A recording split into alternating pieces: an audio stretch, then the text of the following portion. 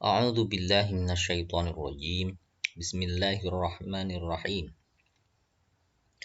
Para santri, para siswa Madrasah Diniyah Takmiliyah Awwaliyah tingkatan ula. Mari kita lanjutkan pelajaran Tarikh Islam menggunakan buku Aku Cinta Tarikh Islam. Sekarang kita sampai pada sejarah Nabi dan Rasul yang ke-13, Nabi Syu'aib alaihissalam. Nabi Syu'aib alaihissalam adalah seorang nabi yang dijuluki juru pidato karena kecakapan dan kefasihannya dalam berdakwah. Fasih sebaiknya menggunakan shod dan ha, fasih, karena asli fasih itu bukan bahasa Indonesia, melainkan memang bahasa Arab. Sebisa mungkin juga mending dipakai yang aslinya, kefasihannya. Nabi Syu'aib adalah putra dari Mikail bin Yashir bin Madian hingga sampai Nabi Ibrahim alaihissalam. Nabi Syu'aib alaihissalam secara harfiah artinya yang menunjukkan jalan kebenaran. Karena Nabi Syu'aib alaihissalam telah berusaha untuk menunjukkan jalan yang lurus kepada umatnya, yaitu penduduk Madian. Nabi Syu'aib alaihissalam ditetapkan oleh Allah Subhanahu wa taala untuk menjadi seorang nabi kepada kaum Madian. Kurang nun ya, Madian. Yaitu kaum yang tinggal di pesisir Laut Merah di tenggara Gunung Sinai. Masyarakat Madian terkenal perbuatan buruknya, yang tidak jujur dalam timbangan dan ukuran, juga dikenal sebagai kaum kafir yang tidak mengenal Tuhan. Mereka menyembah berhala bernama Al-Aikah, yaitu sebidang tanah gurun yang ditumbuhi pepohonan atau pepohonan yang lebat. Nabi Syu'aib alaihissalam memperingatkan perbuatan mereka yang jauh dari ajaran agama, namun kaumnya tidak menghiraukannya. Nabi Syu'aib alaihissalam menceritakan, Nabi Syu'aib alaihissalam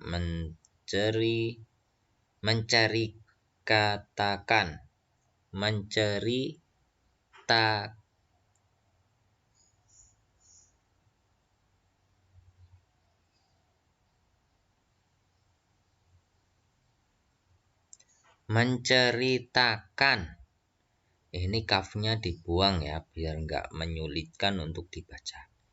Menceritakan, maksudnya menceritakan, kafnya dihapus saja, ini sebelah sini, jadi kita baca menceritakan. Pada kaumnya kisah-kisah utusan-utusan Allah Subhanahu wa taala terdahulu, yaitu kaum Nuh, Hud, Sholih, alifnya dibuang, langsung bersambung dengan ya. Ini bisa shod alif, terus lam sama ha, dan Lut yang paling dekat dengan Madian, yang telah dibinasakan Allah Subhanahu wa taala karena enggan mengikuti ajaran Nabi. Namun mereka tetap enggan. Akhirnya Allah Subhanahu wa taala menganjurkan kaum Madian dengan menghancurkan kaum Madian dengan bencana melalui Doa Nabi Syu'aib alaihissalam. Kaum Madian pada awalnya diberi siksa Allah Subhanahu wa taala melalui udara panas yang membakar kulit dan membuat dahaga. Kemudian Allah Subhanahu wa taala memberikan gumpalan awan gelap untuk kaum Madian. Kaum Madian pun menghampiri awan itu untuk berteduh, sehingga mereka berdesak-desakan di bawah awan itu. Hingga semua penduduk terkumpul, Allah Subhanahu wa taala menurunkan petir dengan suara yang keras di atas mereka. Saat itu juga Allah Subhanahu wa taala menimpakan gempa bumi bagi mereka, menghancurkan kota dan kaum Madian. 14. Nabi Musa alaihissalam. Nabi Musa alaihissalam adalah putra Imran dan ibunya bernama Yukabat. Nabi Musa alaihissalam dilahirkan di Mesir. Pada saat itu negeri Mesir dikuasai oleh seorang raja yang zalim dan semena-mena, yaitu semena-mena. Ini titiknya di sini, ya-nya di sini ya. Yaitu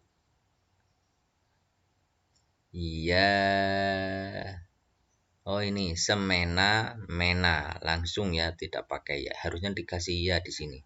Semena-mina, semena-mana, semena-mena. Yaitu ini ya-nya memang ke sini. Yaitu Al-Walid bin Musib yang bergelar Fir'aun.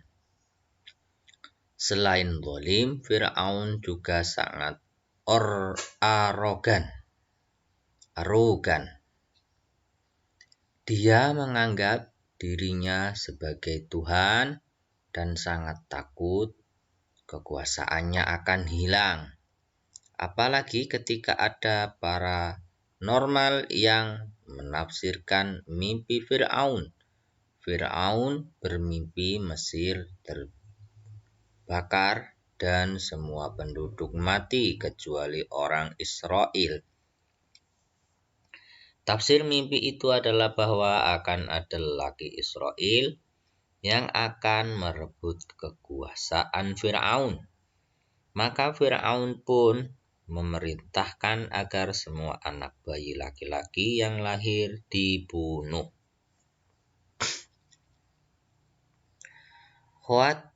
Khawatir bayinya akan dibunuh, ibunda Nabi Musa alaihissalam yang bernama Yukabat membuang Nabi Musa alaihissalam ke sungai Nil. Bayi Musa pun ditemukan oleh Asyah yang merupakan istri Fir'aun. Melihat bayi yang tampan dan menggemaskan hati, Asyah langsung terpikat. Beliau meminta kepada Fir'aun agar Nabi Musa alaihissalam tidak dibunuh dan Nabi Musa alaihissalam dipelihara sebagai anak angkat. Fir'aun yang awalnya ingin membunuh sang bayi akhirnya mengabulkan permintaan istrinya. Atas kehendak Allah Subhanahu wa taala, Musa disusui oleh Yukabat karena saat disusui orang lain Nabi Musa alaihissalam tidak mau. Kakak Nabi Musa alaihissalam lah yang menyarankan pada keluarga Fir'aun agar Musa disusui oleh Yukabat. Dalam kemegahan istana Fir'aun, Nabi Musa tumbuh menjadi pemuda yang kuat, cerdas, dan suka membela kaum tertindas. Hingga terjadi suatu peristiwa yang membuatnya terusir dari istana. Peristiwa itu terjadi ketika Nabi Musa alaihissalam melihat Bani Israel bernama Samiri sedang berkelahi dengan kaum Fir'aun bernama Fatun. Kondisi Samiri terdesak dan dia meminta tolong pada Nabi Musa alaihissalam. Musa pun membantunya dengan memukul Fatun yang mengakibatkan Fatun mati. Orang-orang Fir'aun tidak terima dan mengejar Musa, dan Musa pun melarikan diri.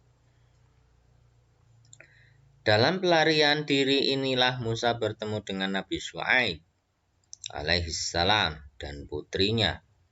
Hingga akhirnya Musa bekerja sebagai pembantu dan dinikahkan dengan putrinya yang bernama Sofuro. Setelah lebih dari 10 tahun hidup di luar Mesir, Musa pun memutuskan untuk kembali ke Mesir. Di perjalanan pulang inilah Musa mendapatkan wahyu kenabian, tepatnya di Bukit Turisina. Wahyu diberikan langsung oleh Allah Subhanahu wa Ta'ala. Lihat Al-Quran Surat An-Nisa ayat 164 dan Toha ayat 13. Allah Subhanahu wa Ta'ala pun memerintahkan agar Nabi Musa alaihissalam berdakwah kepada Fir'aun dengan ditemani saudaranya yang bernama Harun. Al-Quran Surat Toha ayat 43-44. Bismillahirrahmanirrahim. Idhaba ila fir'auna innahu tagha. Faqula lahu qawlan layyinan la'allahu yatadakkaru aw yakhsha. Toha 43-44. Artinya, pergilah kamu berdua kepada Fir'aun, karena dia benar-benar telah melampaui batas. Maka, berbicaralah kamu berdua kepada Fir'aun dengan kata-kata yang lemah lembut. Mudah-mudahan dia sadar dan takut. Toha 43-44. Kemudian pergilah Nabi Musa alaihissalam ditemani Harun berdakwah kepada Fir'aun dan rakyatnya. Fir'aun cukup marah mengetahui kepulangan Musa yang mau membawa ajaran lain, sehingga Fir'aun memanggil semua ahli sihir untuk mengalahkan mukjizat Nabi Musa alaihissalam. Ahli sihir Fir'aun masing-masing mengeluarkan keajaiban. Ada di antara mereka melempar tali lalu menjadi ular. Namun, ular yang dibawa ahli sihir itu ditelan ular besar yang berasal dari tongkat Musa. Semua keajaiban ahli sihir itu dihancurkan Musa menggunakan mukjizatnya tersebut. Hal ini menyebabkan sebagian pengikut Fir'aun termasuk istrinya mengikuti ajaran yang dibawa Musa. Ini membuat Fir'aun semakin marah sehingga menghukum mereka semua. Nabi Musa alaihissalam bersama orang beriman terpaksa melarikan diri sehingga mereka sampai di Laut Merah. Terjebak di tepi Laut Merah. Laut Merah. Sebaiknya ini ada spasi di sini. Laut Merah. Maka Nabi Musa alaihissalam memukulkan tongkatnya dan terbelahlah Laut Merah itu sehingga Nabi Musa alaihissalam dan pengikutnya bisa menyeberangi Laut Merah dengan selamat. Namun Fir'aun dan tentaranya yang mengejar mereka dari belakang tenggelam di Laut Merah. Selepas keluar dari Mesir, Nabi Musa alaihissalam bersama sebagian pengikutnya dari kalangan Bani Israel menuju ke Bukit Sina untuk menerima kitab dari Allah Subhanahu wa taala. Sewaktu bermunajat, Allah Subhanahu wa taala menurunkan kepadanya kitab Taurat. Menurut ahli tafsir, kitab itu berbentuk kepingan batu atau kayu, namun padanya terperinci segala panduan ke jalan yang diridhoi Allah Subhanahu wa taala. Di antara ajaran Taurat itu kita kenal juga dengan sebutan 10 firman Tuhan atau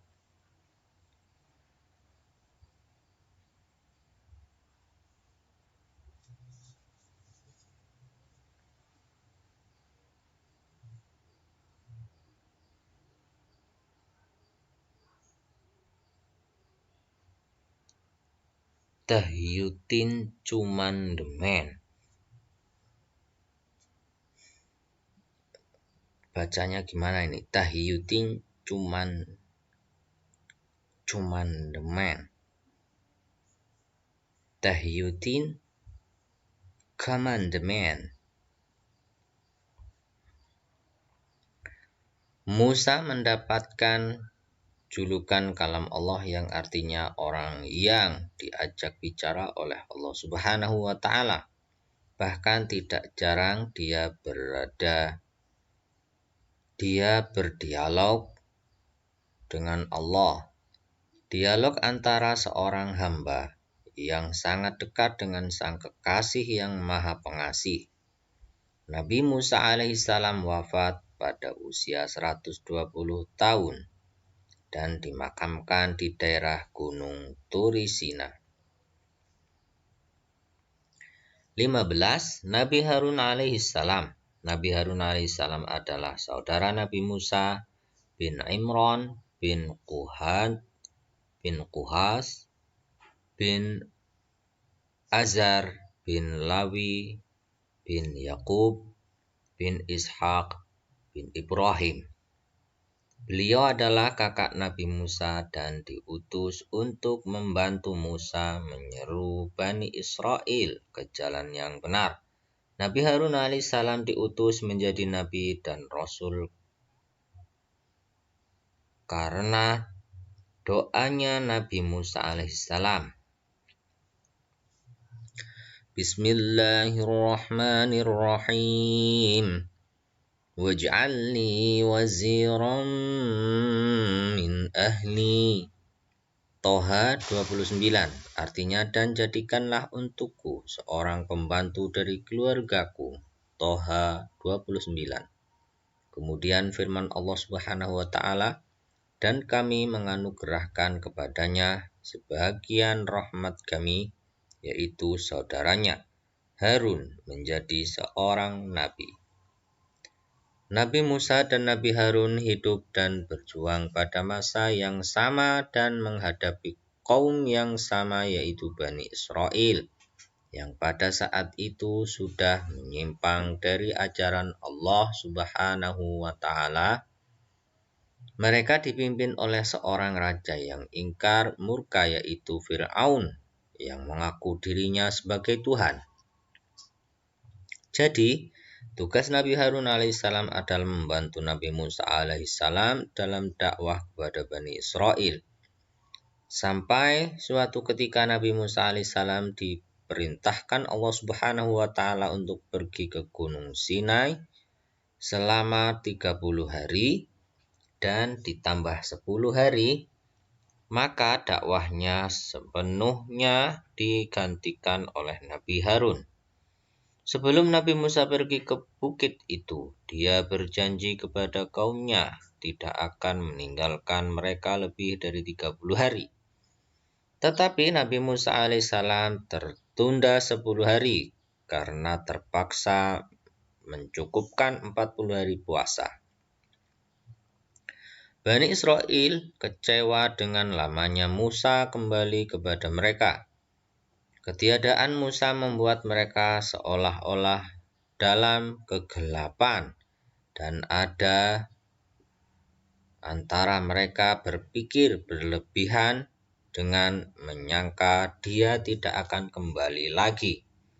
Dalam keadaan tidak menentu itu, seorang sihir dari kalangan mereka bernama Samiri mengambil kesempatan menyebarkan perbuatan syirik. Dia juga mengatakan Musa tersesat mencari Tuhan dan tidak akan kembali. Ketika itu juga Samiri membuat anak sapi dari emas.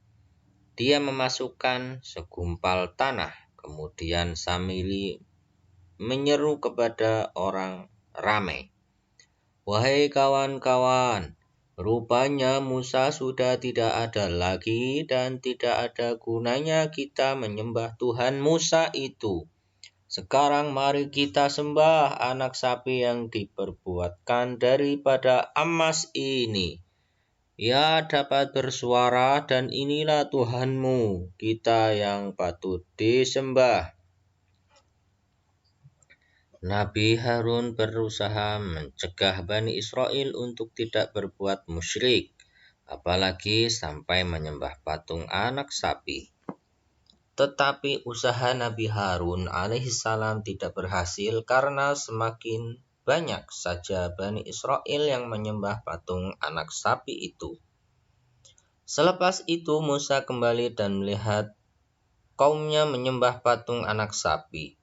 Ia marah dengan tindakan Samiri. Musa bertanya kepada Samiri, seperti yang diceritakan dalam Al-Quran. Berkata Musa, "Apakah yang mendorongmu berbuat demikian, Samiri?" Samiri menjawab, "Aku mengetahui sesuatu yang mereka tidak mengetahui. Maka aku ambil segenggam tanah lalu aku masukkan dalam patung berkata, 'Pergilah kamu dan pengikutmu daripadaku. Patung anak sapi itu akan aku bakar dan lemparkannya ke laut. Sesungguhnya engkau akan mendapat siksa.'" Nabi Harun alaihissalam wafat pada usia 122 tahun dan dimakamkan di Al-Tih. Beberapa bulan kemudian Nabi Musa alaihissalam pun wafat. 16. Nabi Dzulkifli alaihissalam. Nabi Dzulkifli alaihissalam adalah putra Nabi Ayyub. Nama aslinya Bashir. Ia adalah salah seorang nabi yang diutus kepada kaum Umriyah di Damaskus untuk mengajarkan tauhid kepada kaumnya yang menyembah berhala supaya menyembah Tuhan yang Maha Esa, taat beribadah, dan membayar zakat. Ia meninggal ketika berusia 95 tahun di Damaskus, Syria. Nama Dzulkifli didapat ketika pada suatu hari raja mengumpulkan rakyatnya dan bertanya, "Siapakah yang sanggup berlaku abar jika siang berpuasa dan jika malam beribadah?" Tak ada seorang pun. Ini pakai ain ya. Tak ada seorang pun yang berani menyatakan kesanggupannya. Akhirnya seorang anak muda yang bernama asli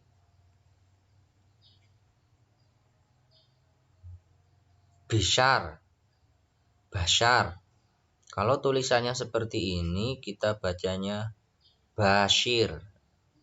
Kalau tulisannya seperti ini bisa dibaca Bashar atau Bishar. Mengacungkan tangan dan berkata, ia sanggup melakukan itu. Sejak saat itulah ia dipanggil dengan julukan Dzulkifli yang artinya sanggup. Dalam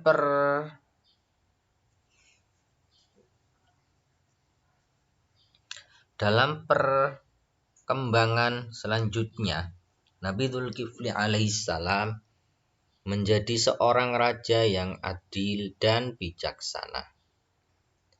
Nabi Dzulkifli alaihissalam disebutkan dalam ayat Al-Quran surat Al-Anbiya dan surat Shad. Bismillahirrahmanirrahim. Wadhkur Ismaila wal Yasa'a wa dzal kifl wa kullum minal akhyar. Shad 48.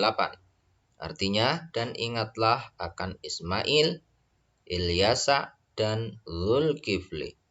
Semuanya termasuk orang-orang yang paling baik. Surat Shad ayat 48. 17. Nabi Dawud alaihissalam. Nabi Dawud alaihissalam adalah putra Isyanain Awaid bin Yahud bin Yakub bin Ishaq bin Ibrahim. Semenjak masih muda telah menyertai pasukan Bani Israel di bawah pimpinan Talut melawan pasukan bangsa Palestina yang dipimpin Jalut.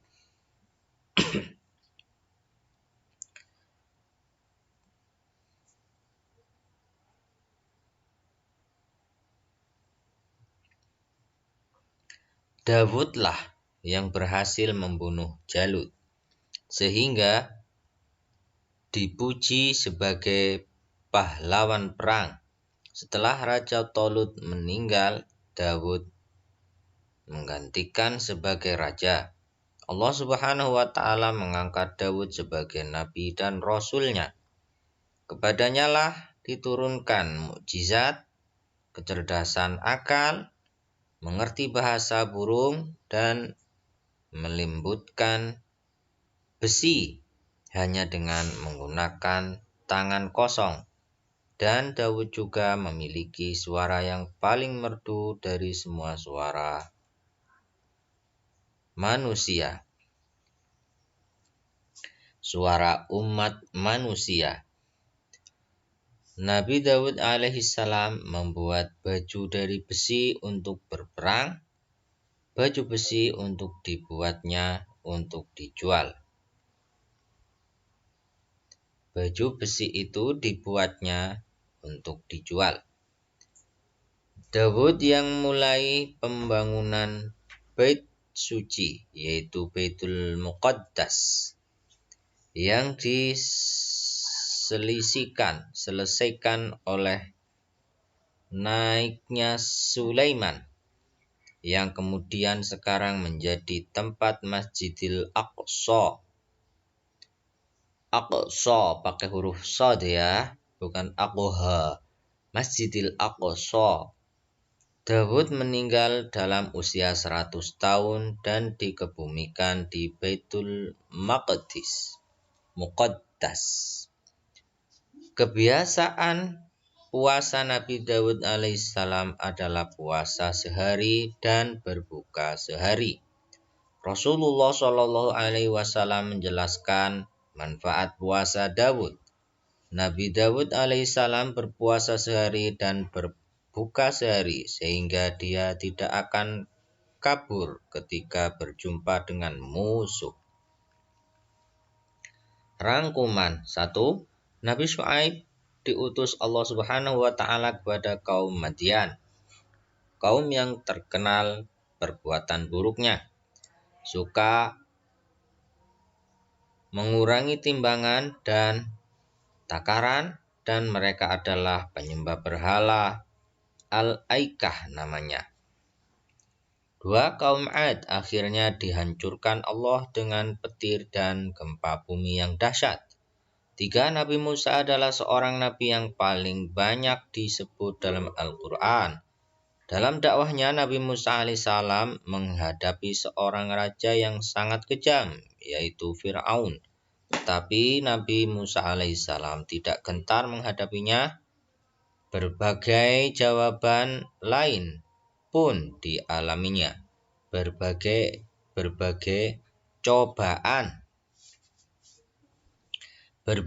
cobaan lain pun dialaminya. 4. Dalam berdakwah, beliau diberi mukjizat, yaitu tongkat yang bisa berubah menjadi ular. Dengan tongkat pula Laut Merah dibelahnya sehingga terbentang jalan untuk dilaluinya. 5. Nabi Musa alaihissalam menerima wahyu langsung dari Allah Subhanahu wa Ta'ala di Bukit Turi Sina. Beliau bergelar Kalamullah. 6. Nabi Harun diutus oleh Allah untuk membantu tugas dakwah Nabi Musa alaihissalam. 7. Nabi Harun alaihissalam menggantikan tugas Nabi Musa alaihissalam ketika Nabi Musa alaihissalam menerima wahyu. Pada saat itu pula seorang Samiri membuat patung anak sapi dari emas untuk disembah. 8. Nabi Dzulkifli alaihissalam adalah seorang rasul yang diutus untuk kaum Umuriyah di Damaskus. Beliau adalah seorang raja yang adil dan bijaksana. Sebelum menjadi nabi, Nabi Daud alaihissalam adalah seorang pemuda yang berperang bersama Bani Israel memerangi Raja Jalut dan berhasil membunuhnya. 10. Nabi Daud alaihissalam adalah seorang yang ahli dalam membuat baju perang dari besi. Beliau pula yang memulai pembangunan Baitul Muqaddas. 11. Nabi Daud alaihissalam menerima kitab suci Zabur. Selanjutnya ada evaluasi, silakan dikerjakan. Dengan mengerjakan ini kita akan menambah pemahaman tentang kisah sejarah para nabi dan rasul, terutama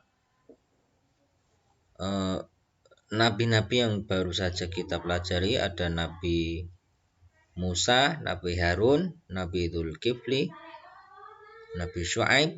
Silahkan dipelajari, disalin terlebih dahulu, kemudian dikerjakan 1 sampai 3,